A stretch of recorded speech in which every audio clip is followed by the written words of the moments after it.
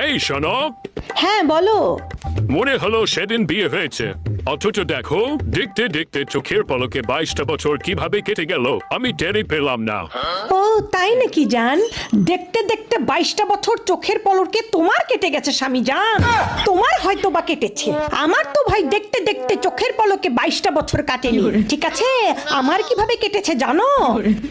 তোমার সংসারে 100 পদের সবার পছন্দ মতো রান্না করতে করতে, বাথরুমে প্রত্যেকটা পরিবারের সদস্যদের কাপড় ধুইতে ধুইতে, বান্দির মতো সংসারে খাটতে খাটতে, এবং তারপরে তোমার মা বাবা 14 গোষ্ঠী ভাই ভাবি থেকে শুরু করে আত্মীয় স্বজন পাড়া প্রতিবেশী সবার, ঠিক আছে সবার ঘোটা শুনতে শুনতে আমার এই 22টা বছর গেছে।